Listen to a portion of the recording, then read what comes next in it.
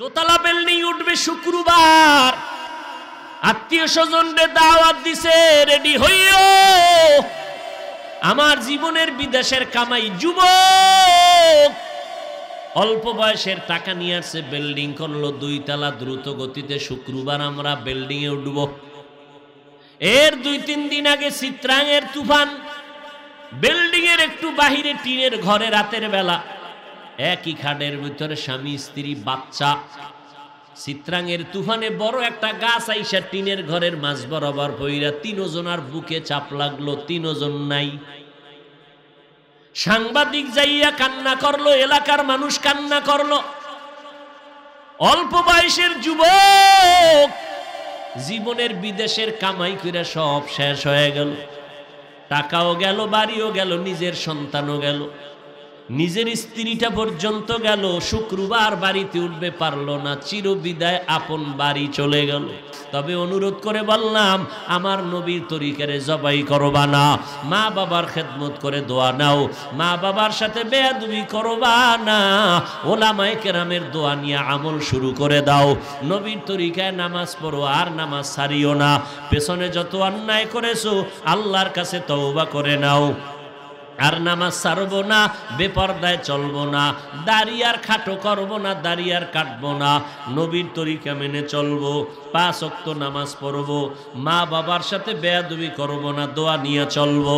ও পর্দার আড়ালের আম্মা জানেরা, আপনাদের এত মর্যাদা, আপনারা নবীদের মায়ের মতো মা, সাহাবায়ে কেরামের মায়ের মতো মা, নবীর স্ত্রী আম্মা জান খাদিজা রাদিয়াল্লাহু আনহার মতো নারী, ফাতেমা রাদিয়াল্লাহু আনহার মতো নারী, আয়েশা রাদিয়াল্লাহু আনহার মতো নারী, আপনাদের এত সম্মান।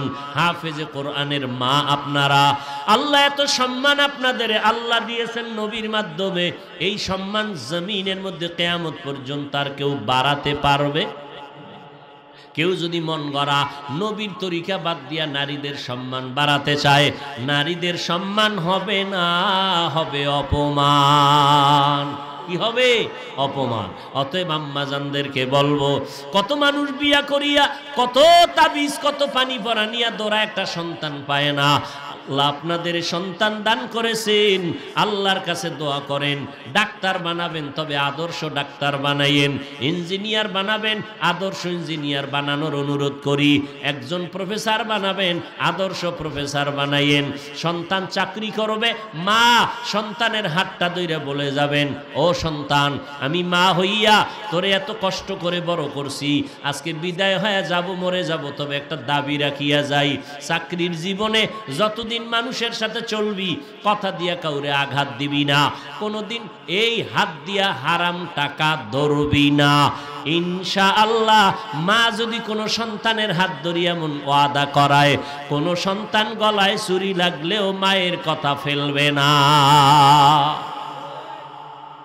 এরে আম্মা জানেরা, সন্তানটাকে এইভাবে বানান। শুধু তাই না, আপনার সন্তানকে এইভাবে আদর্শওয়ালা বানাতে হলে হালাল খাদ্য দিয়েন, হারাম দিয়েন না। বলবেন হাফিজ ভাই, হারাম কোথার থেকে কিভাবে? আপনার স্বামী কামাই রুজি করে, স্বামীকেও বলবেন, স্বামী আমার, আমি কষ্ট করিয়া জীবন চালাইতে রাজি, কিন্তু খবরদার কারো টাকা জুলুম করে ঘরে আনবা না। আমাদের কামাই রুজি যেন হালাল থাকে, হারাম টাকা আমাদের কামাই রুজির মধ্যে ঢুকাইবা না। এই হারাম টাকা দিয়া আমাদের বাচ্চাগুলোর রক্ত নাপাক করবা না, আমার রক্ত নাপাক করবা না। কোনো মা যদি তার স্বামীকে হাতটা ধরে এইভাবে 1 দিন 2 দিন মোহাব্বতের নজরে বলে, ইনশাআল্লাহ আমি গ্যারান্টি দিব, একদিন না একদিন অল্প সময়ের মধ্যে স্বামী এমন সুন্দর হবে, মরিয়া গেল কখনো হারাম টাকা ওই হাতে দিয়া স্ত্রীর কাছে আর নিবে না, সন্তানের হারাম টাকা খাওয়াবে না। অল্প খাও, হালাল খাও, এতেই তোমার বরকত। হারাম টাকা দিয়া রক্ত নাপাক করবা না, গোশত নাপাক করবা না, হালাল টাকা দিয়া সন্তানটারে বড় বানাও, হালাল খাদ্য দাও। এরে আম্মা জানেরা, ও বৃদ্ধ বাবাজিরা, সন্তানটাকে আদর্শওয়ালা বানাও। স্কুলে পড়বে, নামাজ যেন বন্ধ না করে, কারো সাথে যেন খারাপ আচরণ না করে, মোবাইলের গুনায় যেন লিপ্ত হইয়া মা বাবার ইজ্জত নষ্ট না করে। এইভাবে যদি মা সন্তানটাকে বুঝাইতে পারেন, শুধু তাই না, নামাজ পড়ে পড়ে আল্লাহর কাছে দোয়া করবেন, ও আল্লাহ সন্তান দিয়েছো, সন্তানের দ্বারা মা বাবার ইজ্জত যেন নষ্ট না হয়। ও আল্লাহ, এমন সন্তান দিও না যেই সন্তানের দ্বারা মানুষের কাছে মুখ দেখাইতে পারবো না। এমন সন্তানের মা বানাইয়া দাও যেই সন্তানের দ্বারা আমাদের ইজ্জত আরো বেড়ে যাবে, আমাদের মুখ উজ্জ্বল হবে। আমার সন্তানের আদর্শ দেখিয়া কত মানুষ দোয়া করবে, আমি মা মরিয়া গেল কবরে দোয়া পাবো। এইভাবে যদি আল্লাহর কাছে দোয়া করেন, আপনি যদি নিজেও আদর্শবান হইয়া কারো ক্ষতি না করেন, বেপরদায় যদি না চলেন, আপনার চেহারাটা আপনি আরেকজনকে দেখাইয়া মজা নেওয়ার সুযোগ কেন দিবেন? কল্পনা করিয়া করিয়া আপনার চেহারা দেখে অনেক যুবকেরা, অনেক পুরুষেরা, বেগানারা কল্পনা করে করে জিনার গুনাহ করবে। ওই নারীটা কত সুন্দর, ওই নারীটার দেহ এত সুন্দর, অথচ ফাতেমা রাদিয়াল্লাহু আনহা জীবদ্দশায় কেন কোনো বেগানা তার চেহারা দেখে নাই, শরীর দেখে নাই। ইন্তেকালের সময় বলে গেল, স্বামী আমার বাহিরে নামাইয়া আমার জানাজা দিবা না, ঘরের মধ্যে আমার জানাজা দিয়া তাড়াতাড়ি কবরস্থ করবা। এরে আম্মা জান, আল্লাহর দেওয়া সৌন্দর্য আপনাকে আল্লাহ দিছে, এত সুন্দর চেহারা, এত সুন্দর আপনার কর্মের গুণ আপনাকে আল্লাহ দান করছেন। এইটা বেগানাকে কেন আপনি দেখাইয়া ওই বেগানাকে আপনি কল্পনার জিনা করার সুযোগ দিবেন? আপনি আপনার স্বামীর জন্য রিজার্ভ রাখবেন এবং আপনার আদর্শ যত সততার উপরে থাকবে, আপনার গর্বের সন্তান তত সততার উপরে চলবে। আপনার আদর্শ যা থাকবে, সন্তান ওই আদর্শবান হবে। আপনার নামাজ চলবে তো সন্তান নামাজওয়ালা হবে। আপনি হালাল খাবেন তো সন্তান হালাল খানেওয়ালা হবে। আপনার ব্যবহার ভালো হবে তো আপনার সন্তানের ব্যবহার ভালো হবে। আপনি স্বামীর মাল হেফাজত করবেন, আপনার সন্তান আপনার মাল হেফাজত করবে। আরাআইতাল্লাযী ইউকাযযিবু বিদ্দীন, পারেন না সূরাটা? ঠোঁট নাড়াইবেন, সওয়াব হবে। আরাআইতাল্লাযী ইউকাযযিবু বিদ্দীন ফাযালিকাল্লাযী ইয়াদউল ইয়াতীম ওয়া লা ইয়াহুদ্দু আলা তাআমিল মিসকিন ফাওয়াইলুল লিল মুসাল্লিন। ওয়াইল নামক জাহান্নাম মুসল্লিদের জন্য। মুসল্লি যারা নামাজ পড়ে এদের মুসল্লি কয়। আল্লাহ কয় ফাওয়াইলুল লিল মুসাল্লিন, ওয়াইল নামক জাহান্নাম মুসল্লিদের জন্য। মুসল্লি বুঝেন তো কারা? নামাজ পড়ে এই এলাকার মানুষ, আল্লাহর বান্দারা, নবীর উম্মতেরা। আপনারা নামাজ পড়েন, কোন নামাজ পড়েন? ওয়াইল নামক জাহান্নামের মুসল্লি না জান্নাতুল ফেরদাউসের মুসল্লি? হিসাবটা বাইর করতে হবে। ওয়াইলুল লিল মুসাল্লিন, ওয়াইল নামক জাহান্নাম নামাজি মুসল্লিদের জন্য। এটা কি আল্লাহর কথা আপনি ফেলে দিতে পারবেন? আপনাদের মুখস্থ একটা সূরার আয়াত, আপনি কই যাইবেন? ফাওয়াইলুল লিল মুসাল্লিন, ওয়াইল নামক জাহান্নাম নামাজি মুসল্লিদের জন্য। এবার বুঝেন, আপনারা নামাজ পড়েন, কি নামাজ পড়েন?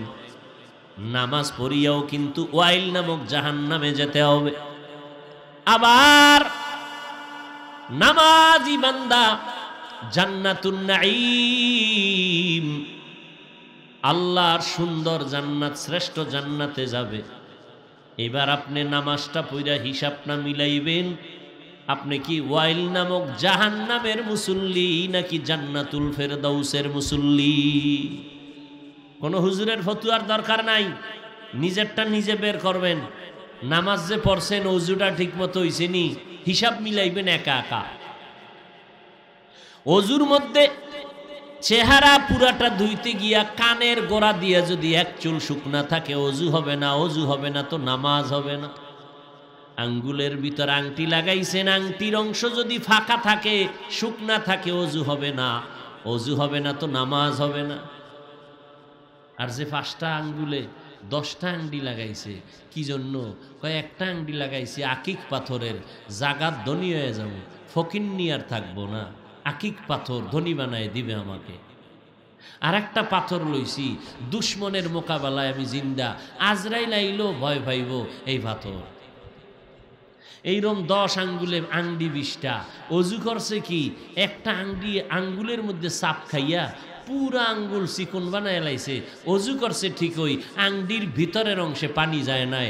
আল্লাহর কসম, আল্লাহর কসম, আল্লাহর কসম, জিন্দেগির কোনো নামাজ আপনার হয় নাই। কেন? অজু হয় নাই। অজু ছাড়া নামাজ পড়লে কাফের হয়ে যায়। এরপরে পাও, শীতের দিন পাও শুকাইয়া থাকে, এক চিমটি চুল বরাবর খালি আছে, পায়ের গোড়ালি পর্যন্ত আপনার ভিজে নাই, পানি আপনি পূর্ণ পৌঁছান নাই, অজু হবে না। হাতের এই কনি, এই যে এটারে কি কয় আপনাদের দেশে, এর উপর অংশ পর্যন্ত ধুইতে হবে। এক চুল যদি শুকনা থাকে অজু হবে না। কি অজু করেন?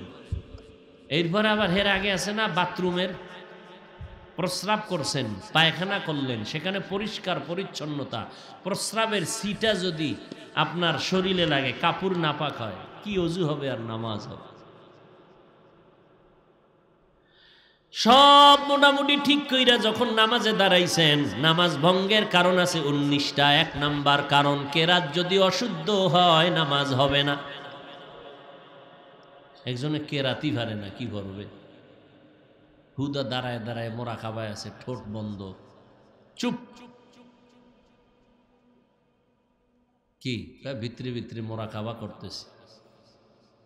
মেরাজ, সেজদায় গিয়েও আওয়াজ নেই, রুকুতে গিয়ে আওয়াজ নেই। এই হলো নামাজ। আবার যায় কি স্টাইল, এমন গেঞ্জি পরছে পিছনে দিয়া লেখা আমি তোমাকেই খুঁজছি, গেঞ্জির ভিতরে লেখা ওয়েলকাম, স্বাগতম হে নববর্ষ।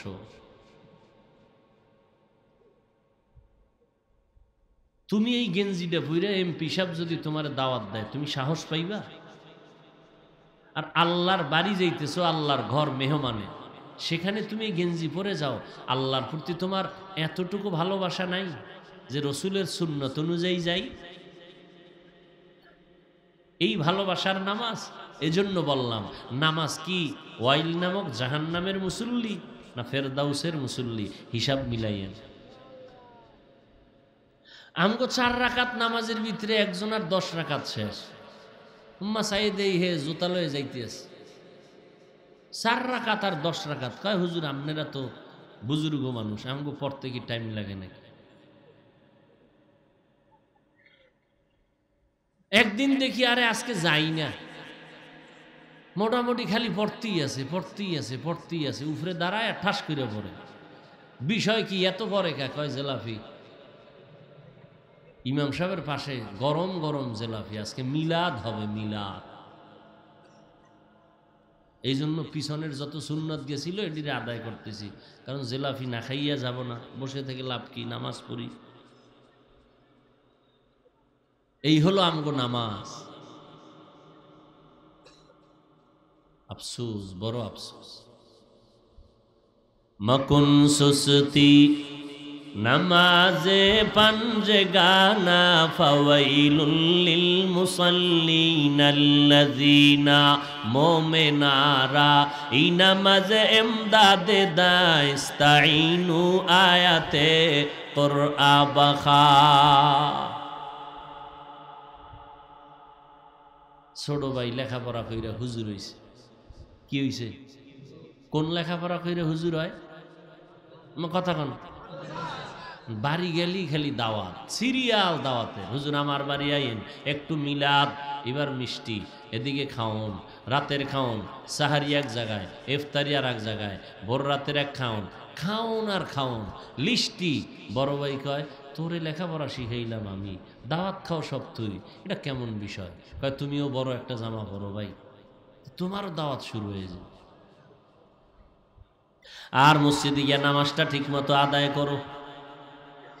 তোমারে যদি কেউ হাদিয়া না দেয়, কোনো পেরেশানি নেই, আমি যা পাবো, আমার টাকার লোভ নাই, সব আমি তোমারে দিব।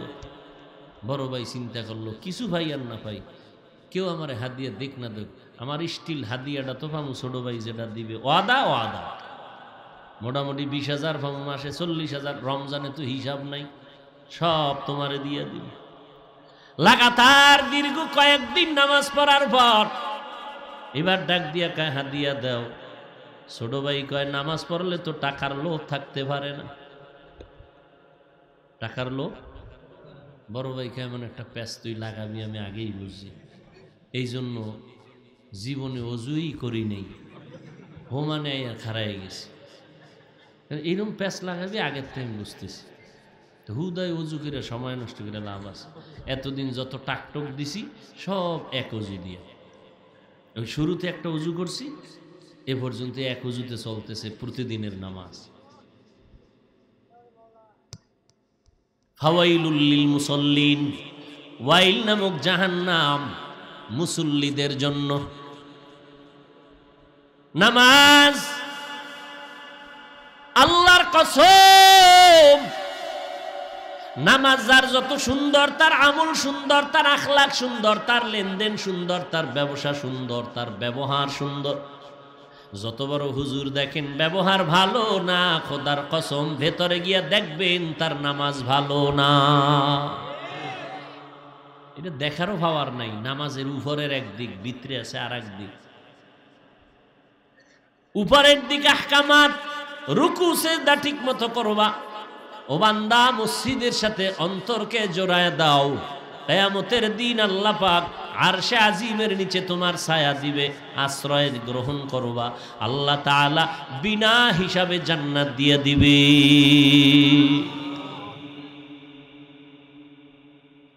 নামাজ দেখছেন, আল্লাহ কত দয়াময়। এই ব্যবসায়ী, তোমার ব্যবসা করো, কোনো ক্ষতি যেন না হয়। আমি আল্লাহ চাই না ব্যবসা বন্ধ করে নামাজ পড়বি। আমি আল্লাহ চাই না লেখাপড়া বন্ধ করে শুধু নামাজই পড়বি। আমি আল্লাহ চাই না চাকরি বন্ধ করে নামাজ পড়বি। বরং 5 বেলার নামাজ এমন ভাবে তোমার উপরে চাপাইয়া দিয়েছি, তোমার ব্যবসা যেন বন্ধ না হয়, তোমার চাকরি যেন বন্ধ না হয়, এমনকি তোমার লেখাপড়াও যেন বন্ধ না হয়, তোমার ঘর সংসার যেন বন্ধ না হয়, এমন ভাবে আমি 5 বেলার নামাজ তোমার জন্য রেডি করে দিলাম। আমি আল্লাহ বলি নাই 24 ঘন্টা রোজা রাখ, 24 ঘন্টা সেজদা করার 1000 দানার তসবিহ দিয়ে টানতে থাক, তা বলি নাই। ব্যবসায়ী ব্যবসা করো, চাকরি করো, লেখাপড়া করো, কোনো বাধা নাই।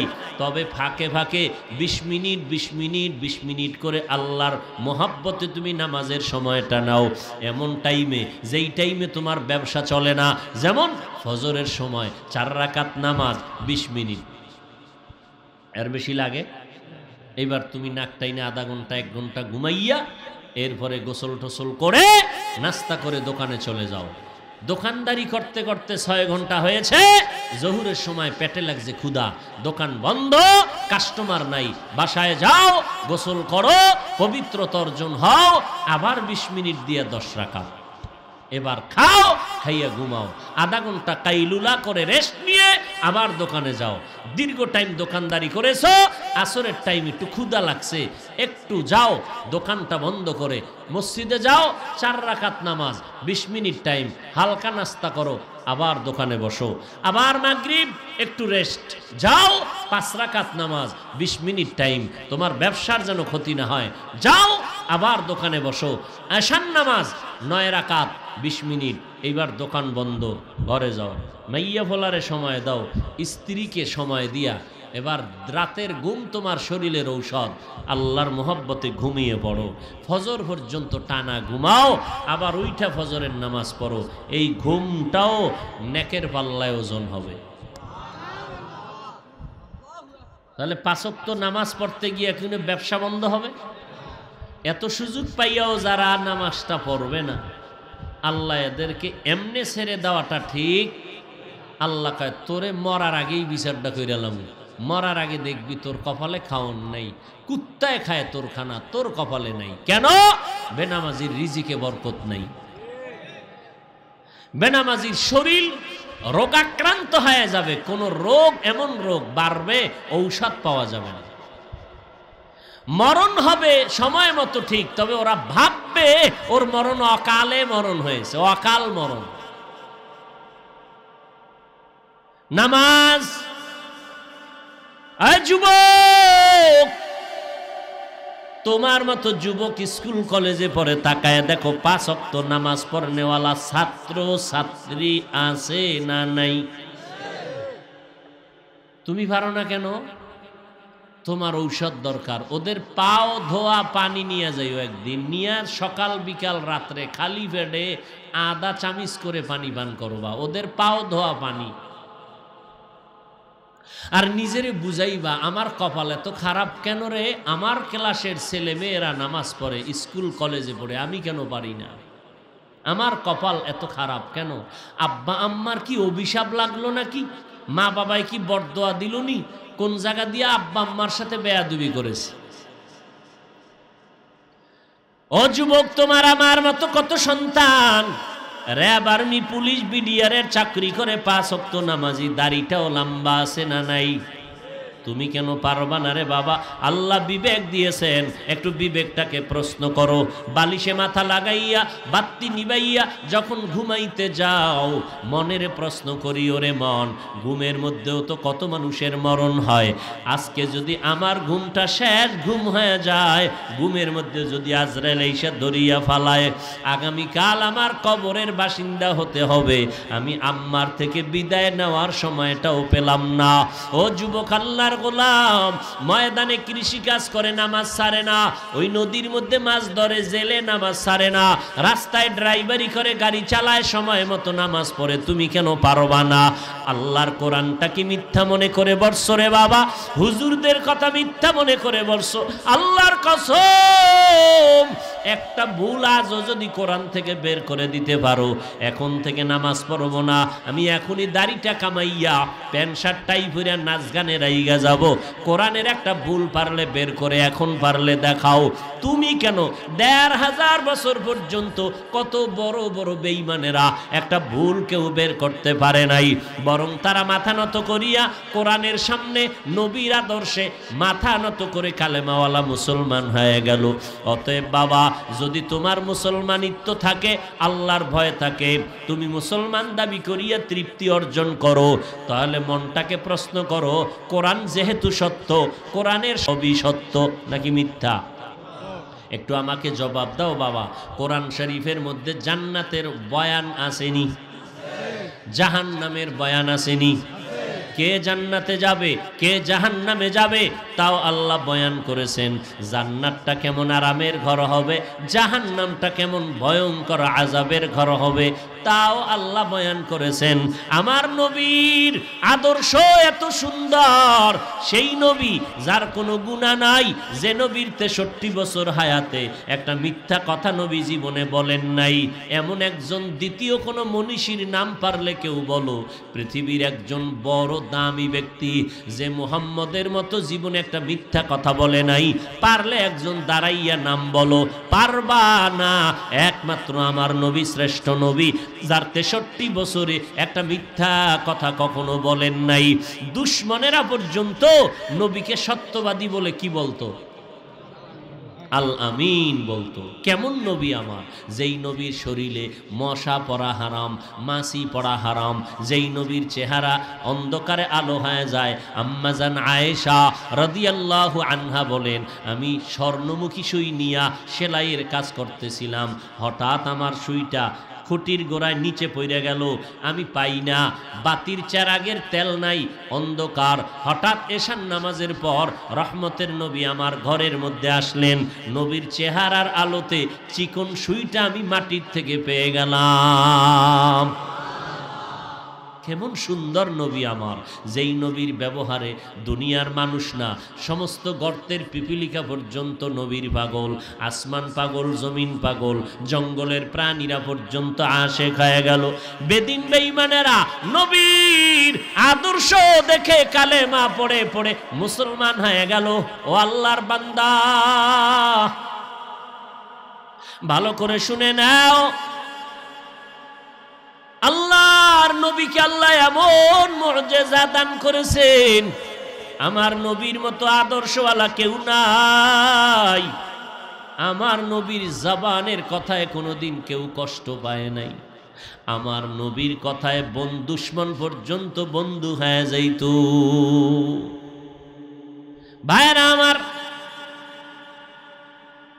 আল্লাহর নবীর কাছে একদল মুশরিক বেঈমানেরা আসছে নবীকে পরীক্ষা করার জন্য।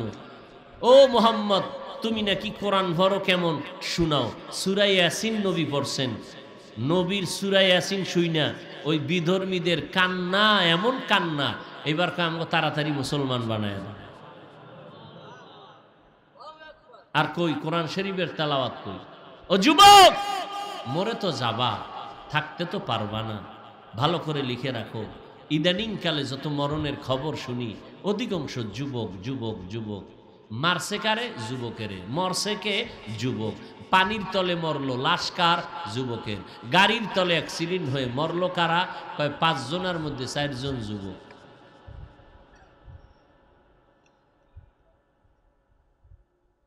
মরণ মরণ তো মরবা, ওই রাতের বেলা তো মোবাইলটা চালাও। আমার ওয়াজে তো মোবাইল থেকে ফিরবা না। তোমার কসম খাওয়া এই মোবাইল নিয়ে তুমি সারা রাত কাটাইবা। মা বললেও ফিরবা না। মাকে দাও গালি, বাবায় যদি নিষেধ করে বাবাকে গালি দাও। কি পরিমাণ মা বাবার থেকে মোবাইল নিয়ে তোমার মায়া মোহাব্বত বেড়ে গেল তোমার অন্তরে, যেহেতু তুমি এই মোবাইল নিয়ে জাহান্নাম পর্যন্ত যাওয়ার ওয়াদা করেছো। যে এই মোবাইলের আকাম কইরা জাহান্নামে গেলে যাবো, এরপরও মোবাইল ছাড়বো না। যেহেতু তুমি আকাম করবা, আমার কিছু করার নাই, তবে একটা পরামর্শ দিয়া যাই, মাঝে মাঝে একটু পালন করতে পারলে কইরো। কি? প্রতিদিন ঘুমের সময় মোবাইলে ইউটিউবে গিয়া লেখবা কোরআন তেলাওয়াত, দেখবা মক্কা মদিনার ইমাম সাহেব হাজির। বাস টাচ করবা, মক্কার ইমামের তেলাওয়াত শুরু।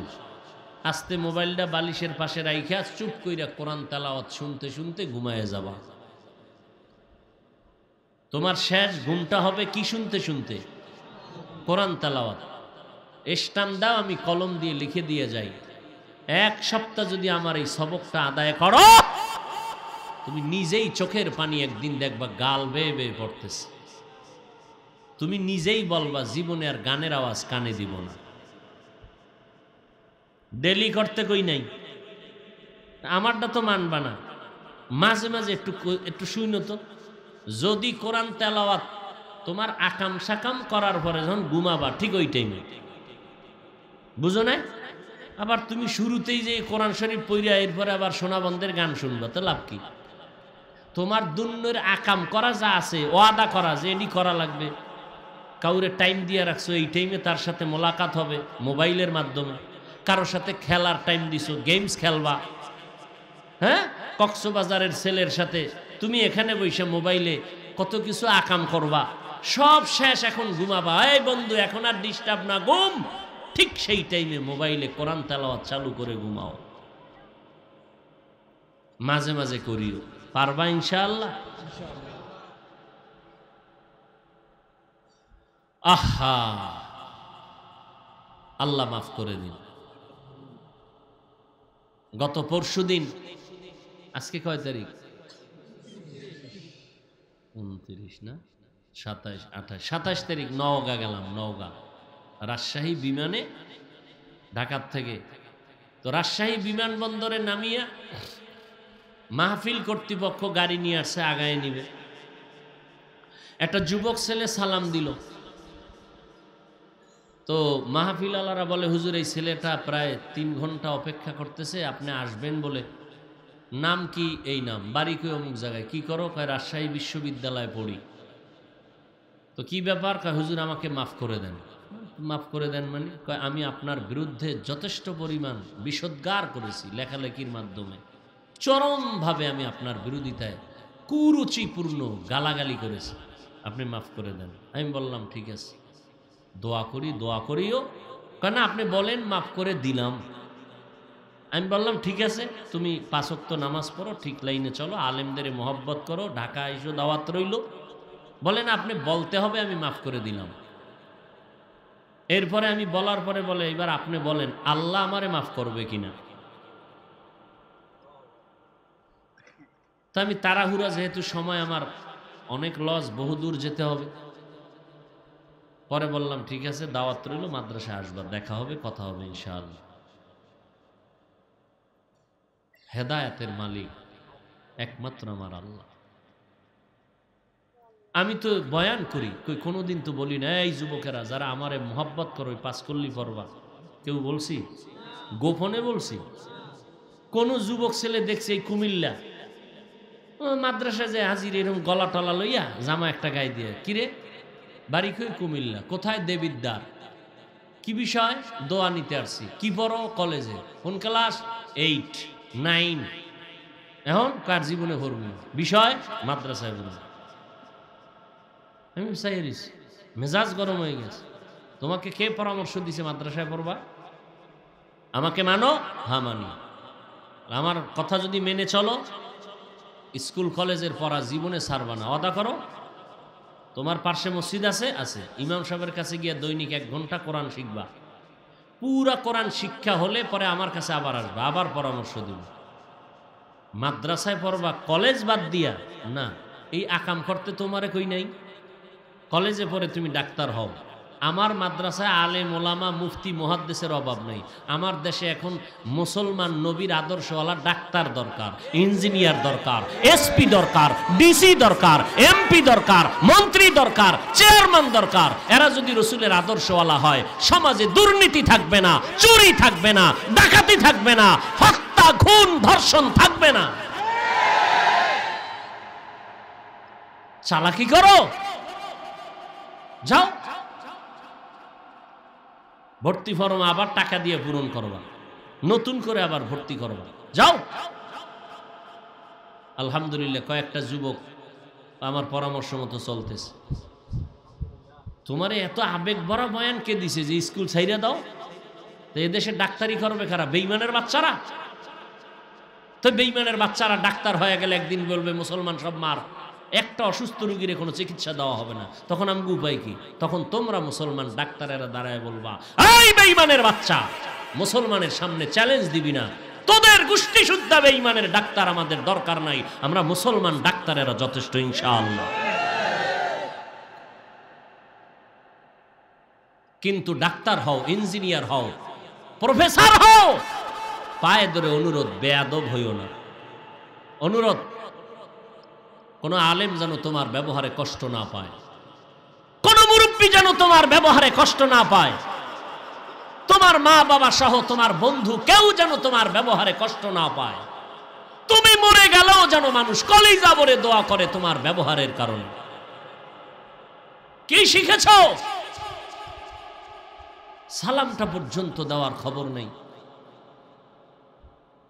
একেবারে সব খারাপ হয়েছে এমন তো না। বহু যুবক তো স্কুলে পড়ে, নামাজ পড়ে। যাও ঢাকা বিশ্ববিদ্যালয়ে যাও, পাগড়ি 24 ঘন্টা মাথায়, এই চাপদারি, মনে হয় বাইতুল মুকাররমের খতিব, বিশ্ববিদ্যালয় পড়ে ঢাকা, জাহাঙ্গীরনগর বিশ্ববিদ্যালয় পড়ে। যাও ঢাকা গিয়ে দেখো, কুমিল্লা বিশ্ববিদ্যালয় পড়ে, 5 ওয়াক্ত নামাজি, লম্বা আমার মতো জামা পরা, দাড়ি এরকম চাপদারি, পাগড়ি সব সময় মাথায়। কোথায় পড়ে? কলেজে, কুমিল্লা বিশ্ববিদ্যালয় পড়ে, ঢাকা বিশ্ববিদ্যালয় পড়ে। সমস্যা কি? দোয়া নিতে হবে, ব্যবহার দিয়ে দোয়া নিতে হবে। 5 ওয়াক্ত নামাজ কোনোভাবেই ছেড়ে দেওয়া যাবে না। একটু প্রথম কষ্ট লাগবে, কিন্তু শুরু করো, দেখবা 1 সপ্তাহ 2 সপ্তাহ চালু হয়ে গেলে অভ্যাস হয়ে যাবে। তখন আর নামাজ না পড়লে খারাপ লাগবে। এখন তো পড়তে খারাপ লাগে, তখন না পড়লে খারাপ লাগে। আল্লাহর কোরআন সত্য, মিথ্যা নয়। কিসের বাহাদুরি করি? সাহাবায়ে কেরামের মতো বড় আলেম কোনোদিন হতে পারি নাই, পারবো না। তারা এত বড় এলেমওয়ালা, তাকওয়াওয়ালা, এত বড় কোরআন পড়নেওয়ালা, মুফাসসির, মুহাদ্দিস, মুফতি, এরপরও এত আমল করিয়াও, জান্নাতের টিকিট পাইয়াও মৃত্যু পর্যন্ত শুধু কান্না করছেন, কবরে কিভাবে একা থাকবো। ওমরে ফারুক কান্না করেছেন, ওসমান রাদিয়াল্লাহু আনহু কবরের পাশ দিয়া যাইতেন, কান্না করতেন, কবরে আমি একা কেমনে থাকবো। জান্নাতের টিকিট পাইয়া আবু বকর কাঁদেন, হাসরের ময়দানে আল্লাহর আদালতে আমি উলঙ্গ কেমনে দাঁড়াবো, সব মানুষ উলঙ্গ দাঁড়াবে, কেমন ভয়ঙ্কর হবে হাসরের মাঠ। নবীরা পর্যন্ত নাফসি নাফসি নাফসি বলে কান্না করবেন। এমন এক হালাত হবে হাসরের ময়দান, কই কত বড় বড় বাহাদুরের আজকে খালি হাতে কবরে চলে গেল, কারণ নাম নেওয়ার মতো কোনো মানুষ নেই। চট্টগ্রামে খবর নিয়ে দেখবেন আমানত শাহ রহমতুল্লাহ আলার মাজার আসেনি। এই নাম কি? যার নামের উপরে চট্টগ্রামের বিমানবন্দরের নাম দিয়ে দিছে কি? শাহ আমানত বিমানবন্দর। ওই আমানত শাহ ছিল একটা গরিবের সন্তান। আমানত শাহ রহমাতুল্লাহ আলাই ছিল সরকারি এক চাকরিজীবীর পিয়ন, বাতাস করেনেওয়ালা পিয়ন। ওই ডিসি ওই এসপির খবর নাই। আর আমানত শাহরে আমার আল্লাহ এত সম্মান দান করেছেন, হিন্দু বৌদ্ধরা পর্যন্ত তার নাম নিলেও শ্রদ্ধা ভরে স্মরণ করে। কি সম্মান যে বিধর্মীরা পর্যন্ত তাকে শ্রদ্ধা করে। ও যুবক আল্লাহর গোলাম, লেখাপড়া করো, চাকরি করো, ব্যবসা করো, তোমারে বাধা নাই। আল্লাহর শুকর আদায় করে বলি, দোয়াও করি, যদি এখানে এতগুলো মানুষ আমিন বললে কারো না কারোটা কবুল হবেই। হবে না? আমারটা কবুল হওয়ার গ্যারান্টি নেই, কিন্তু কবুল হওয়ার মতো গ্যারান্টিওয়ালা লোক এখানে। বাইতুল্লাহর হাত লাগানোওয়ালা হাজি সাহেব, সাদা দাড়িওয়ালা, দোয়া কবুল। নাবালেক বাচ্চা আমিন কইলে সাথে সাথে কবুল। কোন মা যদি আমিন কয় সন্তানের দোয়ার জন্য, সাথে সাথে কবুল। ও আল্লাহর বান্দা, স্কুল কলেজে পড়ো, আল্লাহ পাক রব্বুল আলামিন তোমার মনের আশা পূরণ করুক। ভালো ডাক্তার, ভালো ইঞ্জিনিয়ার, আদর্শওয়ালা একজন প্রফেসর হয়ে যাও। তবে অনুরোধ করে বললাম, আমার নবীর তরিকারে জবাই করবা না। মা বাবার খেদমত করে দোয়া নাও। মা বাবার সাথে বেয়াদবি করবা না। ওলামায়ে কেরামের দোয়া নিয়ে আমল শুরু করে দাও। নবীর তরিকায় নামাজ পড়ো, আর নামাজ ছাড়িও না। পেছনে যত অন্যায় করেছো আল্লাহর কাছে তওবা করে নাও। আর নামাজ ছাড়বো না, বেপরদায় চলবো না, দাড়ি আর খাটো করবো না, দাড়ি আর কাটবো না, নবীর তরিকা মেনে চলবো, 5 ওয়াক্ত নামাজ পড়বো, মা বাবার সাথে বেয়াদবি করবো না, দোয়া নিয়ে চলবো। ও পর্দার আড়ালের আম্মা জানেরা, আপনাদের এত মর্যাদা, আপনারা নবীদের মায়ের মতো মা, সাহাবায়ে কেরামের মায়ের মতো মা, নবীর স্ত্রী আম্মা জান খাদিজা রাদিয়াল্লাহু আনহার মতো নারী, ফাতেমা রাদিয়াল্লাহু আনহার মতো নারী, আয়েশা রাদিয়াল্লাহু আনহার মতো নারী, আপনাদের এত সম্মান। হাফেজে কোরআনের মা আপনারা, আল্লাহ এত সম্মান আপনাদের আল্লাহ দিয়েছেন নবীর মাধ্যমে। এই সম্মান জমিনের মধ্যে কিয়ামত পর্যন্ত আর কেউ বাড়াতে পারবে? কেউ যদি মন গড়া নবীর তরিকা বাদ দিয়া নারীদের সম্মান বাড়াতে চায়, নারীদের সম্মান হবে না, হবে অপমান। কি হবে? অপমান। অতএব আম্মাজানদেরকে বলবো, কত মানুষ বিয়া করিয়া, কত তাবিজ, কত পানি পরা নিয়া দৌড়া একটা সন্তান পায় না। আল্লাহ আপনাদের সন্তান দান করেছেন, আল্লাহর কাছে দোয়া করেন। ডাক্তার বানাবেন, তবে আদর্শ ডাক্তার বানাইয়েন। ইঞ্জিনিয়ার বানাবেন, আদর্শ ইঞ্জিনিয়ার বানানোর অনুরোধ করি। একজন প্রফেসর বানাবেন, আদর্শ প্রফেসর বানাইয়েন। সন্তান চাকরি করবে, মা সন্তানের হাতটা ধরে বলে যাবেন, ও সন্তান, আমি মা হইয়া তোরে এত কষ্ট করে বড় করছি, আজকে বিদায় হয়ে যাব, মরে যাব, তবে একটা দাবি রাখিয়া যাই, চাকরির জীবনে যতদিন মানুষের সাথে চলবি, কথা দিয়া কাউরে আঘাত দিবি না, কোনোদিন এই হাত দিয়া হারাম টাকা ধরবি না। ইনশাআল্লাহ মা যদি কোনো সন্তানের হাত ধরিয়া এমন ওয়াদা করায়, কোনো সন্তান গলায় ছুরি লাগলেও মায়ের কথা ফেলবে না। এরে আম্মা জানেরা, সন্তানটাকে এইভাবে বানান। শুধু তাই না, আপনার সন্তানকে এইভাবে আদর্শওয়ালা বানাতে হলে হালাল খাদ্য দিয়েন, হারাম দিয়েন না। বলবেন হাফিজ ভাই, হারাম কোথার থেকে, কিভাবে? আপনার স্বামী কামাই রুজি করে, স্বামীকেও বলবেন, স্বামী আমার, আমি কষ্ট করিয়া জীবন চালাইতে রাজি, কিন্তু খবরদার কারো টাকা জুলুম করে ঘরে আনবা না। আমাদের কামাই রুজি যেন হালাল থাকে, হারাম টাকা আমাদের কামাই রুজির মধ্যে ঢুকাইবা না। এই হারাম হারাম টাকা দিয়া আমাদের বাচ্চাগুলোর রক্ত নাপাক করবা না, আমার রক্ত নাপাক করবা না। কোনো মা যদি তার স্বামীকে হাতটা ধরে এইভাবে একদিন 2 দিন মোহাব্বতের নজরে বলে, ইনশাআল্লাহ আমি গ্যারান্টি দিব একদিন না একদিন অল্প সময়ের মধ্যে স্বামী এমন সুন্দর হবে, মরিয়া গেল কখনো হারাম টাকা ওই হাতে দিয়া স্ত্রীর কাছে আর নিবে না, সন্তানের হারাম টাকা খাওয়াবে না। অল্প খাও, হালাল খাও, এতেই তোমার বরকত। হারাম টাকা দিয়া রক্ত নাপাক করবা না, গোশত নাপাক করবা না, হালাল টাকা দিয়া সন্তানটারে বড় বানাও, হালাল খাদ্য দাও। এরে আম্মা জানেরা, ও বৃদ্ধ বাবাজিরা, সন্তানটাকে আদর্শওয়ালা বানাও। স্কুলে পড়বে, নামাজ যেন বন্ধ না করে, কারো সাথে যেন খারাপ আচরণ না করে, মোবাইলের গুনায় যেন লিপ্ত হইয়া মা বাবার ইজ্জত নষ্ট না করে।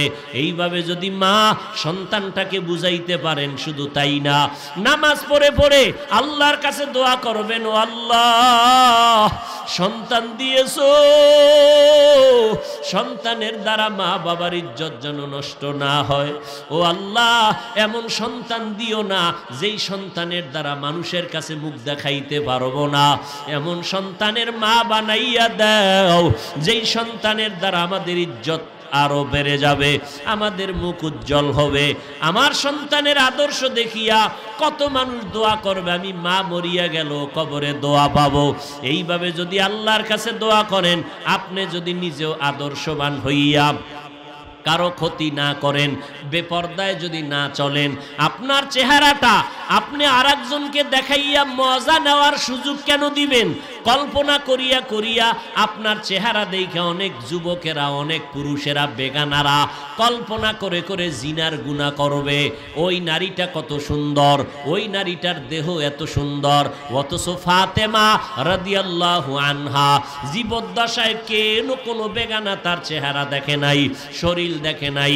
ইন্তেকালের সময় বলে গেল, স্বামী আমার বাহিরে নামাইয়া আমার জানাজা দিবা না, ঘরের মধ্যে আমার জানাজা দিয়া তাড়াতাড়ি কবরস্থ করবা। এরে আম্মা জান, আল্লাহর দেওয়া সৌন্দর্য আপনাকে আল্লাহ দিছে, এত সুন্দর চেহারা, এত সুন্দর আপনার কর্মের গুণ আপনাকে আল্লাহ দান করছেন। এইটা বেগানাকে কেন আপনি দেখাইয়া ওই বেগানাকে আপনি কল্পনার জিনা করার সুযোগ দিবেন? আপনি আপনার স্বামীর জন্য রিজার্ভ রাখবেন এবং আপনার আদর্শ যত সততার উপরে থাকবে, আপনার গর্বের সন্তান তত সততার উপরে চলবে। আপনার আদর্শ যা থাকবে, সন্তান ওই আদর্শবান হবে। আপনার নামাজ চলবে তো সন্তান নামাজওয়ালা হবে। আপনি হালাল খাবেন তো সন্তান হালাল খানেওয়ালা হবে। আপনার ব্যবহার ভালো হবে তো আপনার সন্তানের ব্যবহার ভালো হবে। আপনি স্বামীর মাল হেফাজত করবেন, আপনার সন্তান আপনার মাল হেফাজত করবে। আপনি স্বামীর সাথে আদব রক্ষা করে চলবেন, আপনার সন্তান আদবওয়ালা হয়ে যাবে। আপনার সন্তানের আদব দেখিয়া মানুষ দোয়া করবে। ও বাবাজিরা, আপনারাও নিজের স্ত্রীর হক যথাযথ আদায় করবেন। স্ত্রীকে এমন কোনো চাপ দিবেন না কাজের জন্য, যেই কাজ করতে গেলে বেপরদায় হতে হয়। আপনি কামাই রুজি করে ঘরে দিবেন, স্বামী স্ত্রী শান্তির জীবন যাপন করবে, সন্তানগুলো ভালো বানাবে। আপনি হারাম টাকা কামাই করে ঘরে আনবেন না, ওই হারাম টাকায় বরকত নাই। ও আল্লাহর বান্দা, এই যে কয়েকদিন আগে, এই মাস 2 হইছে কিনা জানা নাই, এই যে বিশাল একটা কি জানি আইছিল, না না এর আগে, আরে মুখার আগে আর একটা আইলো না, চিত্রাং। আপনাদের এটা কোন জেলা? কুমিল্লা জেলার ঘটনা। থানার নামটা কইলাম না। বিদেশ থেকে টাকা লই আইছে, দেশে আইয়া 2 তলা বিল্ডিং করছে। ওই চিত্রাঙ্গের রাত, দোতলা বিল্ডিং উঠবে শুক্রবার, আত্মীয় স্বজনরে দাওয়াত দিছে, রেডি হইও। আমার জীবনের বিদেশের কামাই, যুবক অল্প বয়সের টাকা নিয়ে আসছে, বিল্ডিং করলো 2 তলা, দ্রুত গতিতে শুক্রবার আমরা বিল্ডিং এ উঠবো। এর 2-3 দিন আগে চিত্রাঙ্গের তুফান, বিল্ডিং এর একটু বাহিরে টিনের ঘরে রাতের বেলা একই খাটের ভিতরে স্বামী স্ত্রী বাচ্চা। চিত্রাঙ্গের তুফানে বড় একটা গাছ আইসা টিনের ঘরের মাঝ বরাবর পইরা 3 জনার বুকে চাপ লাগলো, 3 জন নাই। সাংবাদিক যাইয়া কান্না করলো, এলাকার মানুষ কান্না করলো। অল্প বয়সের যুবক, জীবনের বিদেশের কামাই করে সব শেষ হয়ে গেল, টাকাও গেল, বাড়িও গেল, নিজের সন্তানও গেল, নিজের স্ত্রীটা পর্যন্ত গেল। শুক্রবার বাড়িতে উঠবে পারলো না, চিরবিদায় আপন বাড়ি চলে গেল। নকল বাড়িতে আর ওঠা হলো না।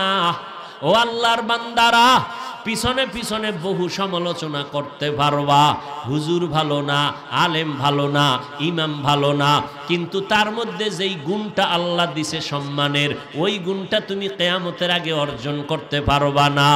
আলেম মোনাজাত দিলে যেই পরিমাণ মানুষ কান্দে, তুমি মোনাজাত দিতেও পারো না, পড়তেও পারো না।